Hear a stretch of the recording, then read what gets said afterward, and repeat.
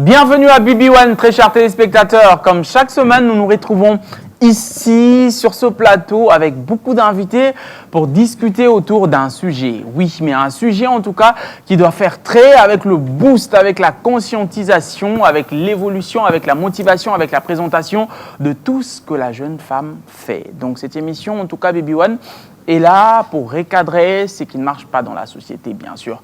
Côté femme, est là pour éduquer la jeune femme, mais bien sûr, on a un seul but. C'est qu'elle comprenne qu'elle peut apporter un plus dans l'évolution de ce pays et qu'elle doit devenir leader. Ok, je pense que le message est capté sur ce point. Donc, place pour moi de pouvoir vous présenter sur ce plateau les invités qui sont là, ainsi que tous les publics. Donc, je vais demander de pouvoir vous acclamer pour vous-même, pour votre présence. Acclamez encore plus fort.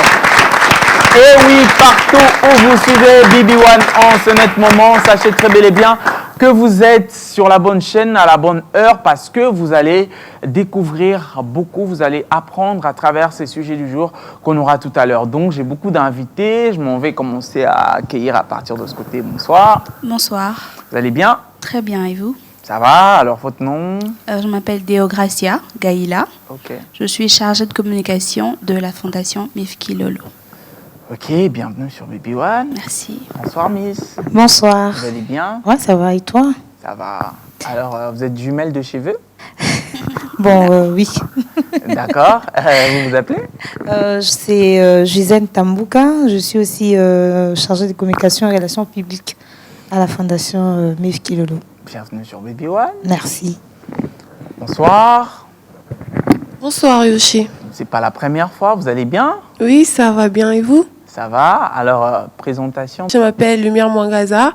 Je suis jeune styliste modéliste à l'ISAM en jeu de modélisme et je suis encore ici pour présenter le brand Bangala qui porte le nom de sa propre collection, LB Collection. Bienvenue sur BB1. Merci. Bonsoir. Bonsoir, messieurs. Vous allez bien? Très bien. Ok. Petite présentation. Je suis Gloire Mandefou, la coordonnatrice de l'ASBEL, fière de l'être. Ok. Bonsoir, madame. Bonsoir. Vous allez bien? Bien, merci. Petite présentation aussi. Je m'appelle Mireille Dimanche, je suis coordinatrice adjointe de l'ASPEL Fière de l'être. Bienvenue sur BB1, là-bas au Merci. fond. Bonsoir. Bonsoir, merci. Vous allez bien? Oui, je veux bien. Comment vous vous appelez déjà? Grace Ngoï, secrétaire générale de l'ASBEL Fière de l'être. J'adore votre sourire. Merci. Alors, on va commencer de ce côté. Vous avez parlé tout à l'heure de votre fondation. Oui, la fondation que je représente aujourd'hui, c'est la fondation Mifki Lolo, Ok. FMK en sigle. Qui existe depuis quand? Qui a déjà fait des œuvres? Qui a quelque chose en préparation? Alors, la fondation existe depuis 2017. Ok. Donc, en théorie, on peut dire que ça fait 2 ans depuis que la fondation est à l'œuvre. Alors, nous avons eu à organiser plusieurs activités. Nous avons eu une campagne qu'on a appelée Tokabola, qui consistait à venir en aide aux démunis, aux défavorisés, en les apportant des biens logistiques, ce dont ils pouvaient avoir besoin dans leur quotidien. Et nous avons une autre très grande activité, un grand projet dont nous sommes venus parler ce soir sur ce plateau, que nous avons appelé Ponakelasi. Ok. Alors, vu que vous nous quittez d'ici très peu, pouvez-vous expliquer directement comment le projet se présente, ça sera quand et comment on fait pour apporter un plus à ce projet? Alors, Ponakelasi, c'est un projet de parrainage scolaire. Ponakelasi vise à donner la chance à tout enfant démuni, défavorisé, afin d'avoir accès à l'éducation dans un cadre pédagogique. Alors, comment il se fera? Ponakelasi existe grâce à la contribution volontaire de tout le monde. Okay. Donc, comme je l'ai dit tantôt, c'est un projet de parrainage scolaire. Il consiste à, bien sûr, par le biais d'une personne quelconque qui souhaiterait souscrire pour une année pour payer pour un enfant, un orphelin, un démuni, un défavorisé, lui payer une année scolaire, c'est déjà pour l'année scolaire prochaine, 2019-2020, les frais de toute l'année. Donc, si vous souscrivez, je peux vous montrer là, nous avons les bons de souscription. Ok. Alors, ceci, c'est appelé bon de souscription. On a repris le nom, téléphone, bref, les coordonnées de la personne qui désire parrainer un enfant. Et en dessous, il y a les modalités de paiement. Nous avons évalué les paiements d'une année scolaire à $150. Du coup, nous avons 2 modalités de paiement. Il y a mensuel, c'est-à-dire en 9 mois. Vous pouvez souscrire pour payer en 9 mois, c'est juste $17 le mois. Ou bien, si vous trouvez que par mois, c'est peut-être pas possible, il y a aussi la deuxième modalité, c'est trimestriel. Donc, au bout de 3 mois, vous payez par 3 tranches, $50 par mois pour scolariser un enfant. Ok.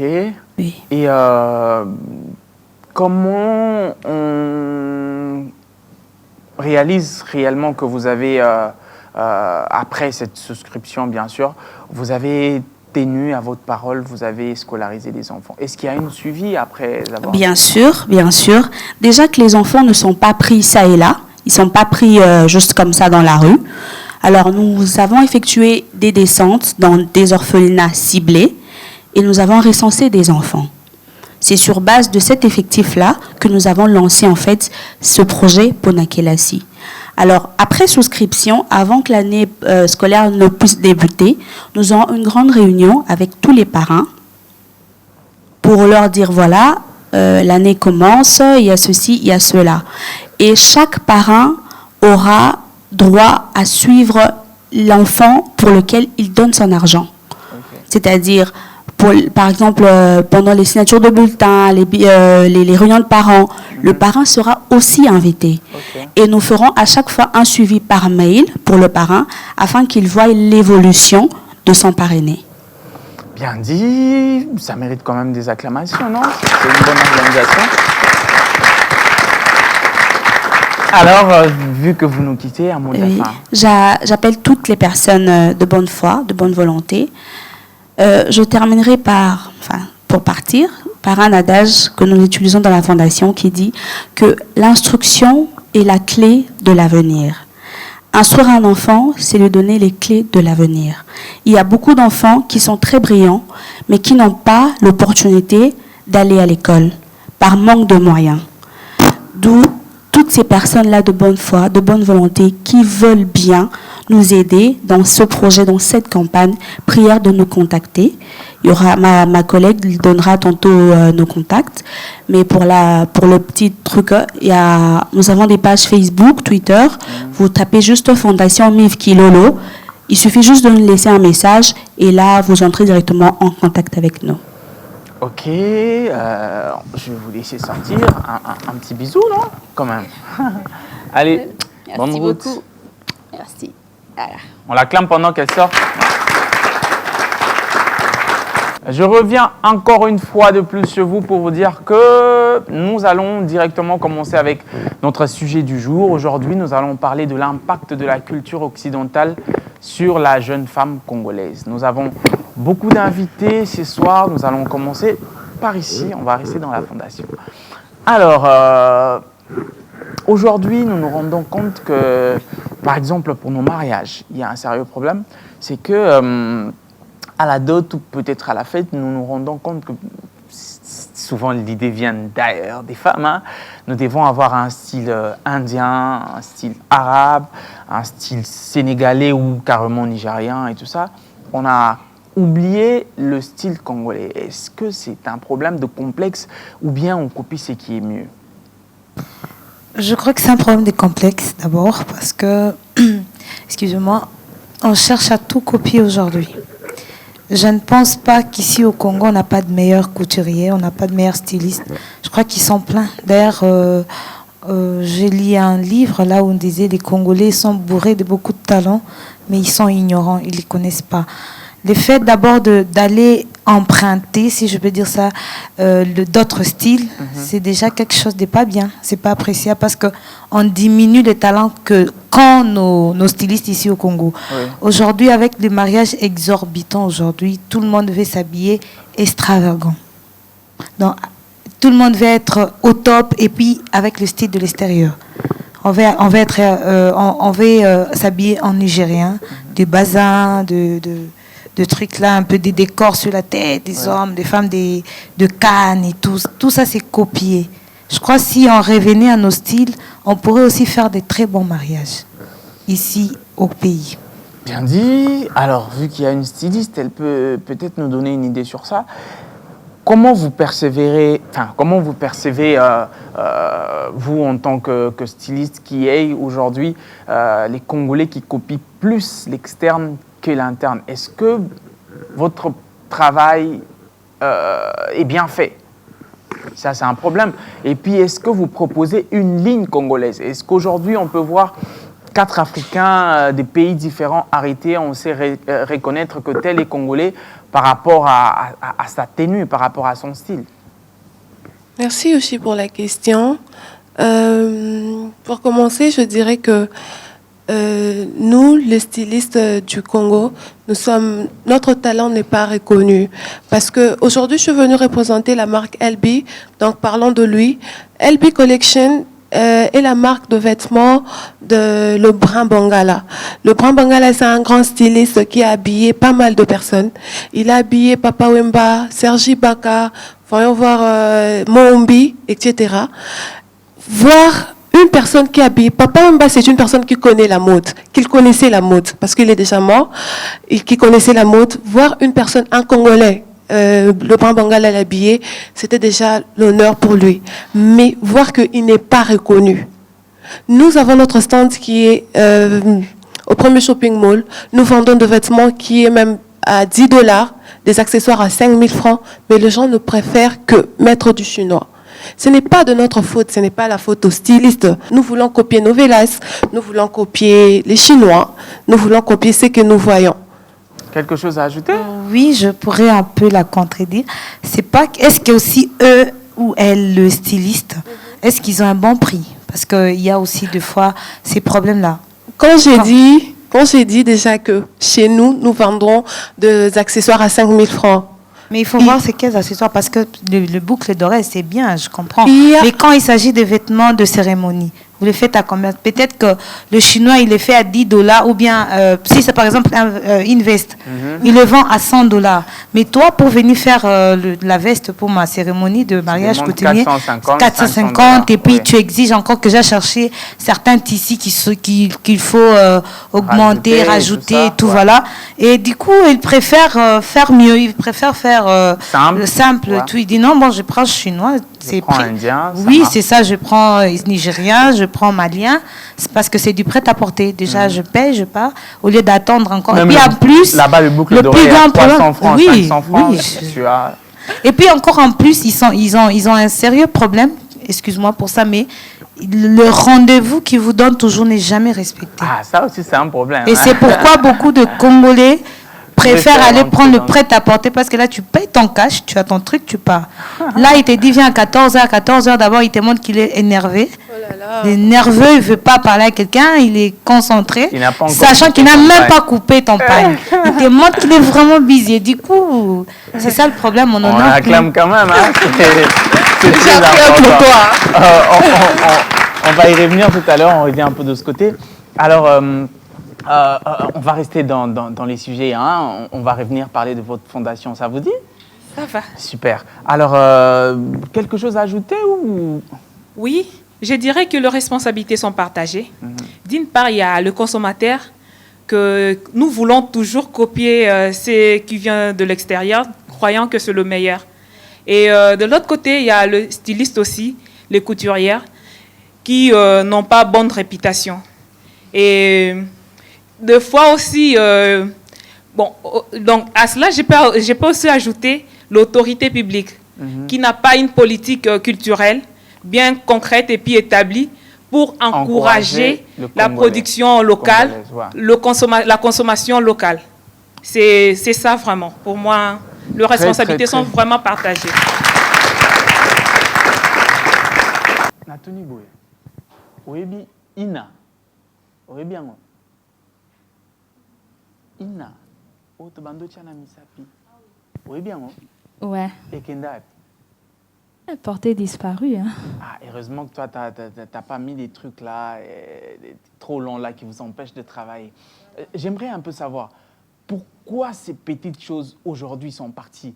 Vous étiez belle hier quand vous couriez sur les routes avec les cheveux bien liés, congolaises et tout ça, et Télémi, Naba Ida. C'était bien mignon tout ça, de voir les petites filles en train de jouer, s'amuser entre elles comme ça. Pourquoi on a perdu tout ça aujourd'hui? Pourquoi aujourd'hui on se met toujours ce qui vient de l'extérieur, que ça soit sur le lèvre, sur la peau, que ça soit aux cheveux, partout? Est-ce que ce sont nos parents qui, à un certain moment, nous ont un peu laissés, ou c'est vraiment la responsabilité des Congolais, des jeunes Congolais? Merci beaucoup pour la question. En fait, on vient de le dire, de le mentionner bien avant moi. Nous voulons plus copier ce que nous voyons sur nos écrans. Donc, je peux dire aujourd'hui, là, c'est vraiment difficile, premièrement, de trouver les INA que vous êtes en train de dire. Oui. Et moi, personnellement, je peux enlever mes lunettes. Hein. Allez-y. Personnellement, en plus, vous avez des beaux yeux. Merci, je suis flattée. OK. Personnellement, ça c'est moi. Je peux pas sortir sans maquillage. Quand je me maquille pas, donc je vois comme si je ne suis pas moi. Ouais. Je ne suis pas moi. Mais au moins quand j'étais plus bas, quand j'avais plus jeune, excusez-moi les termes, quand j'étais plus jeune, je pouvais sortir comme ça. Mais maintenant, je ne peux pas. Et ce que nous voyons aussi sur nos écrans, des fois, ça nous tique. Le fait de voir une telle personne se maquiller et puis le bien habillé, il a plaqué et tout. Quand tu le mets aussi, tu vois que non, quand même, ça passe. Et donc, ce qui est bien, c'est ce qu'on fait.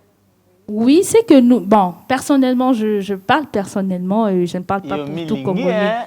Oui, hey. Je suis fière de moi-même. Donc, il faut on veut l'acclamer. Avec beaucoup d'assurance. Okay. Donc, voilà, c'est ça. OK, quelque chose à rajouter? Oui, d'abord, premièrement, je suis dans mon domaine. Je fais l'anglais et culture africaine. Okay. Donc, je peux dire, la mieux placée à expliquer ce qui se passe avec notre culture aujourd'hui. Professeur. D'accord. Allez, prenez le papier. Come on. La première chose, on peut d'abord commencer par définir la culture. C'est la façon de vivre d'un peuple, d'un pays, de personnes qui vivent d'une communauté, bien sûr. Et cette façon de vivre de personnes ne dépend pas du développement d'une façon d'autres peuples de vivre. C'est-à-dire quoi? Nous sommes ce que nous sommes et nous restons ce que nous sommes dans le sens que nous sommes Congolais, nous devons garder notre culture. Il y a d'abord un problème. Le problème, c'est de savoir que toute culture est culture. Il n'y a pas une culture élevée à une autre. Quand je suis Congolais ou je suis Congolaise, je mets les INA, comme on vient de le dire là. Le fait que ça vient dans votre tête, que ce que vous avez mis, c'est pas bon, et que ce que l'autre a mis est bon, c'est un dérapage. Donc, le problème, pourquoi est-ce que ces personnes-là ne peuvent pas, eux, imiter nos cultures? Et pourquoi ils évoluent dans leur culture? C'est seulement nous qui prenons la culture des autres personnes. J'évoque le cas de... Notre styliste a bien parlé. Le problème, c'est la psychologie. Quand vous êtes déjà préparé à faire comme l'autre, quand vous êtes déjà... La psychologie est préparée que non, en tout cas, dans mon mariage, je serai habillée comme une Indienne. Est-ce que vous pouvez considérer ce que notre styliste a fait comme important? Non. Donc, votre psychologie est déjà corrompue. Alors, la culture reste culture. Le Congolais, leur problème, c'est qu'ils veulent adopter ailleurs. ils veulent voir ailleurs. Mais si on vous dit que les personnes qui sont là, je vis un couple récemment, je crois sur Facebook, je me dis que ce sont des Nigérians, mais je ne savais pas que j'avais affaire à une amie à moi. Okay. Alors, c'est la façon dont elle est habillée, je ne savais pas qu'elle devait être congolaise. Complètement décorée. Mais il s'agit de la coutume. Il suffit que quand on regarde comme ça, on voit que non, ça c'est un couple congolais, oui. Ils se sont mariés. Le truc là de suivre, de copier là, ça ne nous valorise pas. Ça ne nous valorise pas en tout cas. Dites que peut-être, vous êtes corrompu, vous dites à Dieu qu'il devait vous créer un occidental. Bon, allez-y là-bas, mais ne pas dire que non, ici, il n'y a pas de stylistes qui peuvent faire mieux. Non. Ça, c'est vraiment aller au-delà. Mais, oui, on va nous calmer. On l'acclame encore. Jamais. D'accord. Alors, on va revenir un peu de ce côté. C'est le vrai problème aujourd'hui, c'est qu'on ne se promotionne pas. Moi, sincèrement, je suis quand même assez médiatisé aujourd'hui. Il y a des personnes qui suivent BB1, qu'on me présente, hein, vous êtes quelque part, ah, tu le connais, non? Talib, Nzora Landaraform, non, je ne le connais pas. Ah, ok, il fait une émission, ah, ok, c'est bon. Mais plus tard, vous parlez, il va te dire, ah, Nadelara, style noir, Olataka, ma puta. Tu vois un peu? Et donc, nous avons cette histoire de vouloir ignorer ce qui est congolais, ce qui est fait au Congo, et de ne pas vouloir beaucoup se valoriser. Est-ce qu'aujourd'hui, il faudrait dire que cette génération doit être consciente pour arriver à conscientiser les enfants qui viendront, les plus jeunes qui viendront, ou encore c'est bien de continuer comme ça? Moi, je me plains comme je viens de me plaindre, toi, tu te plains dans son coin, elle aussi dans son domaine, elle organise des trucs, les gens n'y partent pas, elle, on les soutient moins, et puis l'avenir sera comme ça, on sera éparpillé. Est-ce qu'il est temps de commencer à conscientiser, à vraiment faire un sérieux travail pour qu'on arrive? Parce que je pense que le problème dans ça, c'est l'amour. Est-ce que le Congolais s'aime? Si on s'aimait de vrai, je pense qu'on pouvait quand même se soutenir. Hein? Surtout que vous, stylistes, là, vous venez de vous plaindre, pardon. Il est déjà temps de se conscientiser. Alors, quand je parle de ça, je fais directement appel au gouvernement. Je veux qu'on nous aide. Pourquoi pas créer une plateforme où nous allons initier l'habillement congolais, créer ce que les filles doivent mettre, les hommes, les présidents de la République. Pourquoi pas? Pourquoi pas s'asseoir autour d'une même table, parler de la mode comme il faut? J'avais parlé de ça l'autre fois. Parmi les gens qui ne s'aiment pas, ce sont les stylistes. Ah, écoute-toi ton... Non, ce n'est pas qu'on ne s'aime pas. On s'aime, on se connaît, mais on fait semblant. Ah ouais? C'est ce que tu venais de dire. Ok. C'est ce que tu venais de dire. Il y a quelqu'un qui te regarde chaque samedi à la télé, mais il fait semblant, genre je ne connais pas Yoshi, mais il te connaît. C'est comme ça, on se connaît. On se connaît. Alors, moi, je dirais, j'aimerais bien que le gouvernement nous aide. Le Prince Bangal a fait un grand boulot. Il a déjà habillé la famille présidentielle.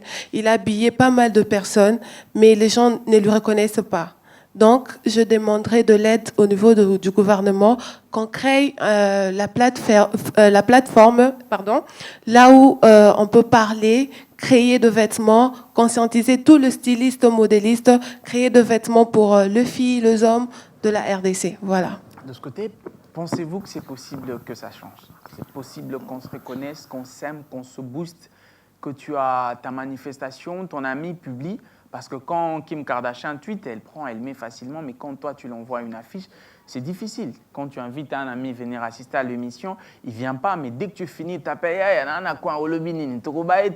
est-ce que ça va changer ce problème? Ouais, je crois que ça va changer si on met notre conscience en marche. Et je demanderai à ce que les gens valorisent au moins nos stylistes. Même si je suis contre d'une part, surtout pour le problème là et tout, voilà. J'aimerais vraiment, je crois au changement. Je crois que ça va changer. À l'allure où vont les choses maintenant, je crois que bientôt, on va maintenant s'habiller Made in Congo. Ça ne sera plus made in China, made in Turquie, made in France, tout ça là. Les Gucci, le Versace. On a beaucoup fait de leur pub, hein, et on n'a rien gagné en retour. C'est son thé qui ont gagné. Alors qu'ici au Congo aussi, on peut faire notre made in...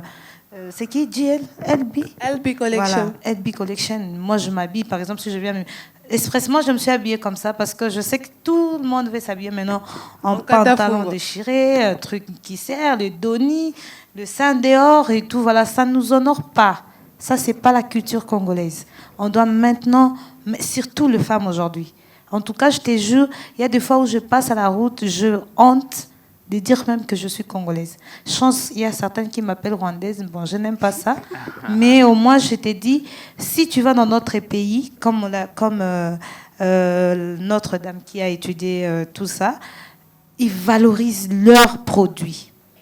Si tu vas au Mali, le Malien s'habille en leur style. Jamais tu vas le voir avec un truc de chinois. Si c'est le boubou, c'est tout le monde. Prenons même l'exemple des musulmans. Ils sont toujours en leur truc, dans le robe sultan et tout, voilà. C'est aussi une culture qu'on peut se créer. Nous, on nous connaît Congolais, pagne. Notre culture, c'est le pagne. On n'exige pas tout le monde à mettre 2 pagnes. On peut se créer beaucoup de styles avec des pagnes.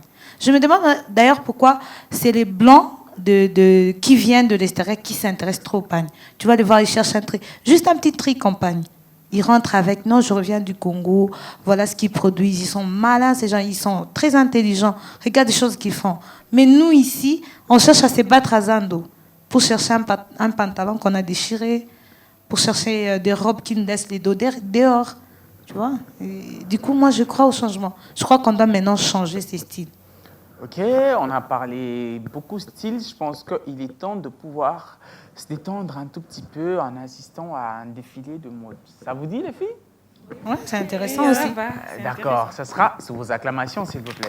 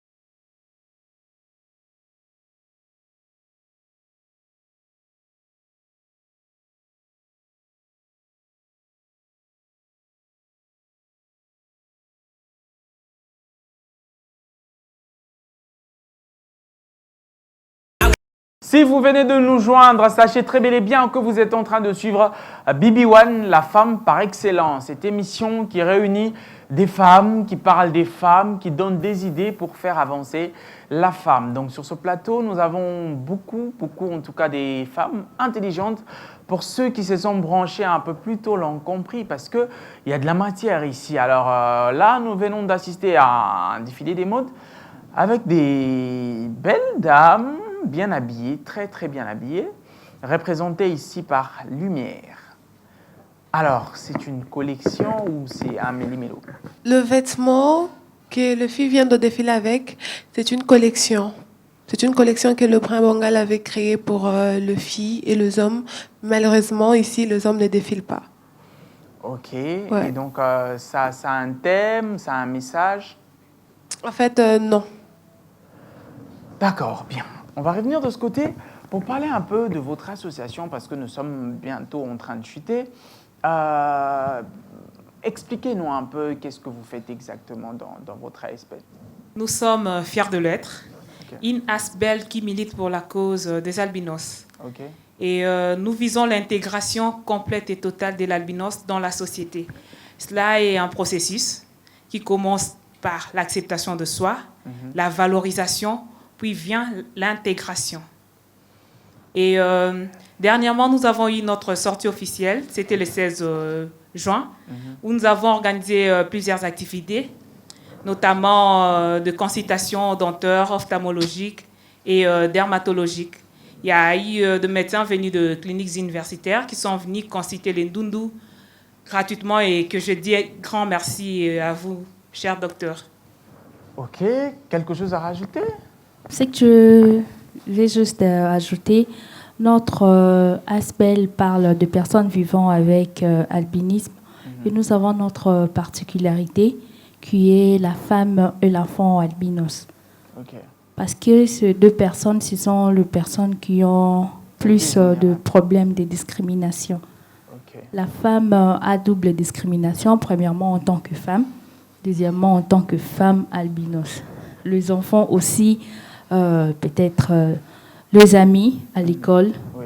À l'école, il y a certaines personnes qui n'ont pas eu le courage de continuer avec les études parce qu'il y a ces amis, peut-être qui...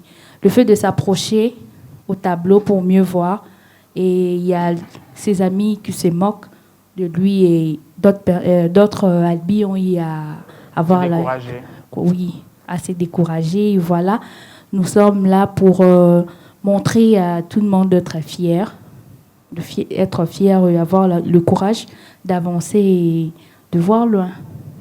Ok, alors. Oui, quelque chose à rajouter aussi? Oui, bien sûr. On est fiers de l'être et ça sous-entend une phrase. Je suis albinos, je suis fière de l'être. Je suis albinos, je suis belle, je suis beau. Je suis albinos, je suis talentueux, je suis talentueuse.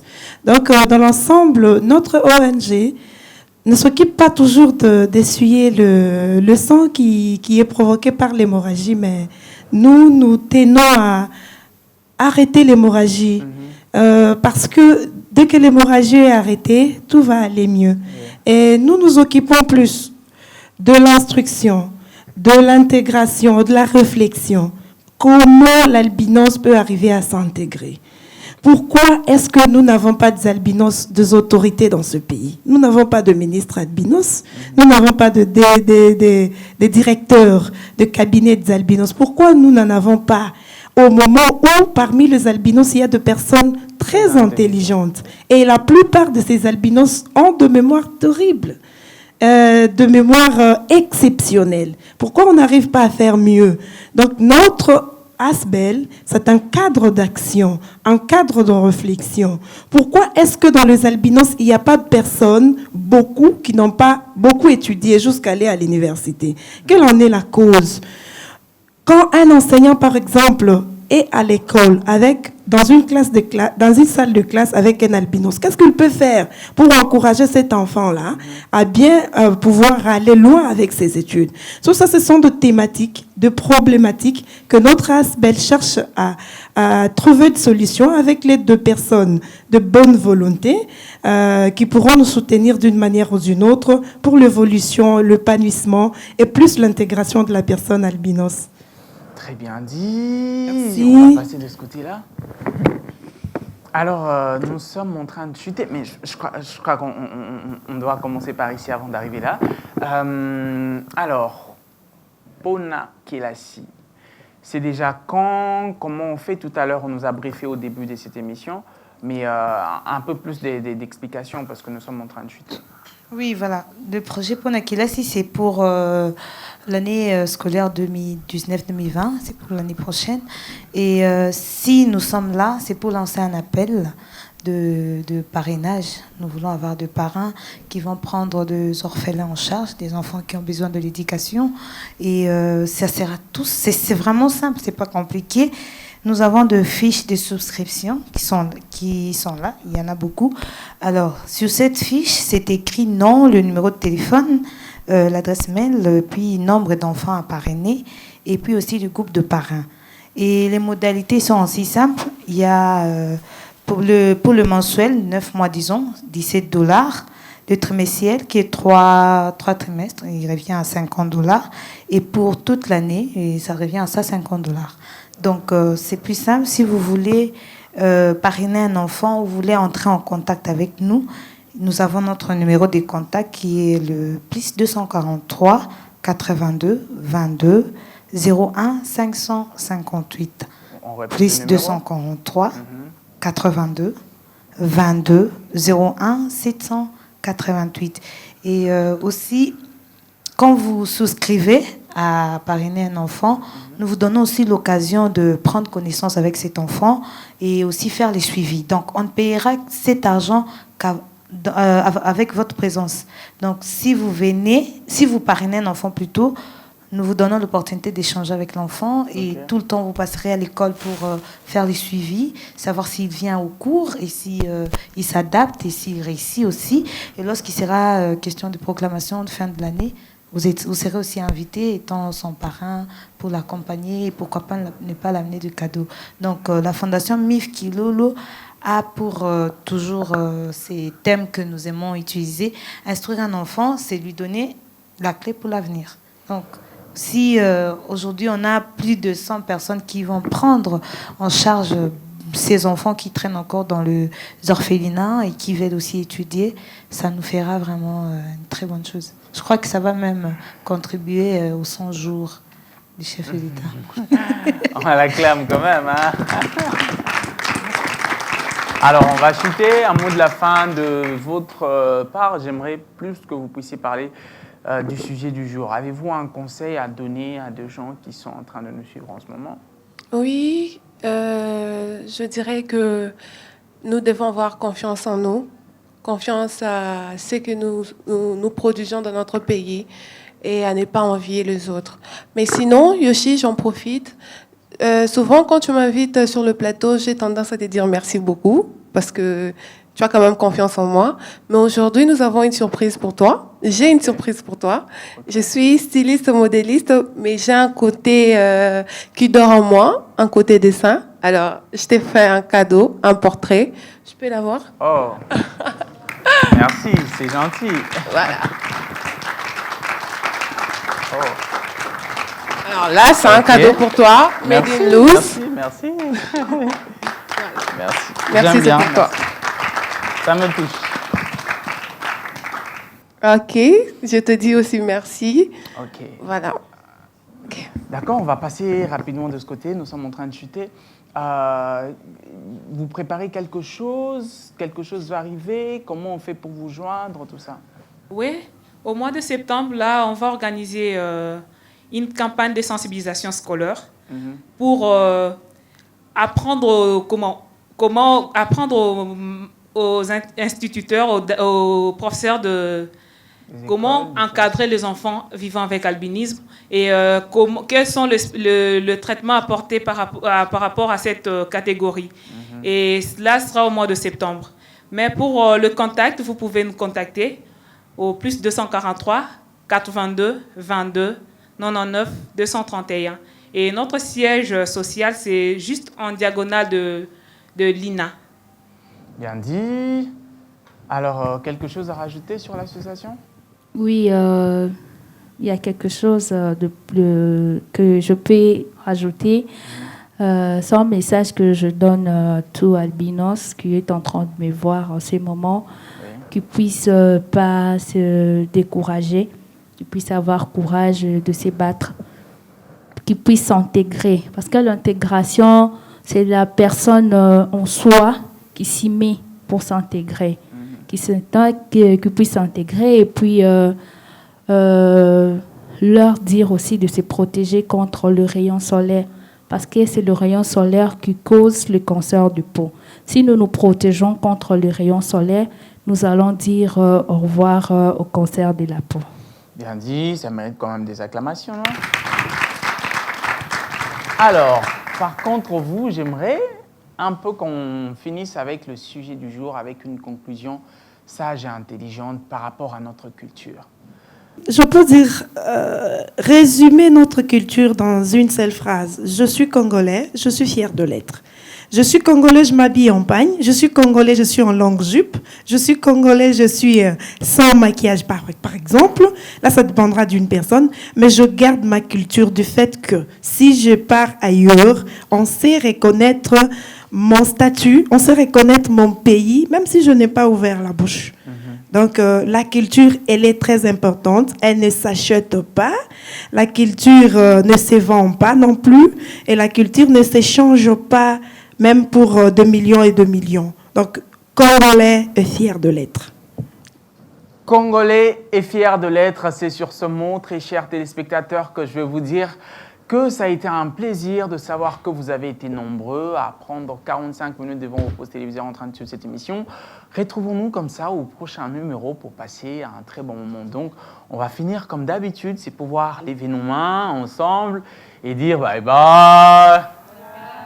On s'acclame.